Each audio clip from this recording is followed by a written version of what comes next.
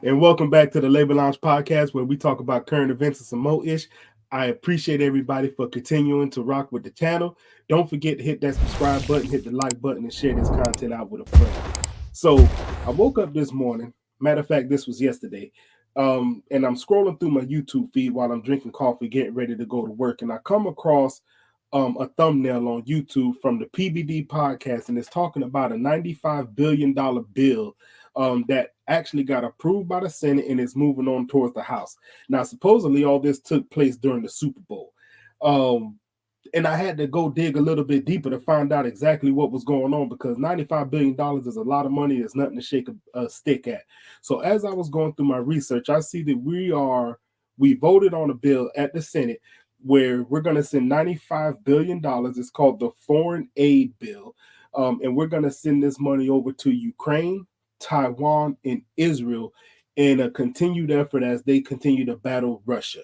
So $95 billion. Where did this money come from? What does this mean to us and how is this going to play out? So just to frame this up a little bit, let's look at this short clip and then we'll come back and we're going to continue to talk about it. And we'll also listen to a short clip from the Valuetainment team as they had a very heated debate about this money and how it's being spent.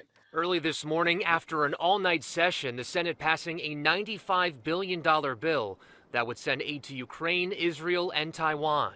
It's certainly been years, perhaps decades, since the Senate passed a bill that so greatly impacts not just our national security, not just the security of our allies, but the security of Western democracy. Even after facing fierce opposition from former President Trump, 22 Senate Republicans voted in favor of the bill, including Minority Leader Mitch McConnell.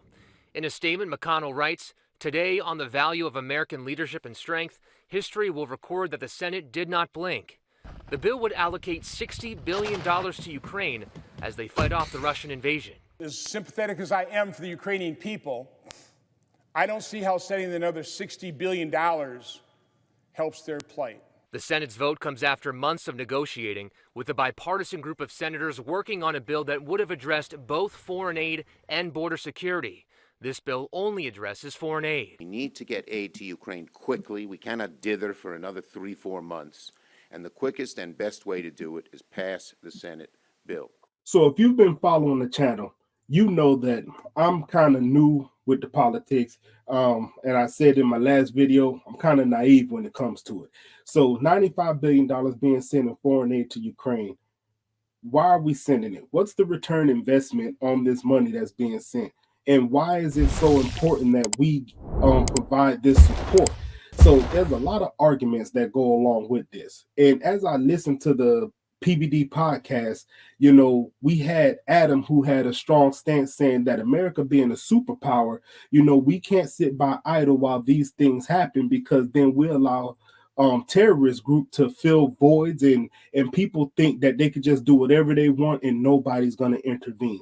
And he was kind of standing on that podium. Pat Bet David had an opinion where he was saying, we need to take care of America first. And then Vinny had a strong stance where he's like, we're not sending no money out until we take care of home, which I agree with. And then later on in the video, Tom intervened and, he had some real strong opinions and he kind of flew off the rocker, but rightfully so. And I think all of it just plays into how America's feeling when it comes to a lot of the politics and how we're spending money. In the last video, I talked about how there's things that we could be taking care of right here at home. But yet it seems money just seems to flow everywhere, but we're not reinvesting that money right here into the American people. And I think this is some of the frustration that we all have when it comes to politics. My thought process is, okay, so where does this money come from? One, and two, how is this going to affect us in the long term? Because the way that I'm thinking is we don't just come up with some money, send it all over the place, and there's no repercussions for it. Is this money going to come back and hit us with more inflation? We already pay higher prices for gas. We pay higher prices for groceries, even though they're saying that it's going down. Think about it. We got kids nowadays who can't even move out of their house, or at least it's not the smart thing to do because we got rent that's going through the roof. So it seems like this money has got to be accounted for somewhere. And I think in the long term, who's going to end up paying for that is the American people. So I want to play this clip from the PBD podcast and just kind of hear the take that Tom had when he kind of flew off of his rocker. And we'll play this clip and then we'll come back and we'll talk about it. How am I being an asshole, Tom? Because I'm commenting on the fact. Let's hear what Tom has to say. You're not Go ahead, commenting. Tom. You're not commenting. You've been running over people for 20 damn minutes, and you've reset arguments. Oh, so we do nothing. That's such a lazy retort. Why don't we come back to what's going on here? This is establishment versus anti-establishment. Anti-establishment. We want a line item veto. We want a balanced budget amendment, so this can't go on unchecked. Establishment. It's not a bill. It's a deal. And a deal contains all kinds of other provisions, as you just pointed out, that J.D. Vance said in an op-ed, and he's absolutely correct. There's earmarks, there's provisions, there's pork, there's a bunch of stuff. And then they put a branding on it to flow to the media to deceive you and redirect your attention from what's really going on in there. Do I think there should be money for Iron Dome in there? I do.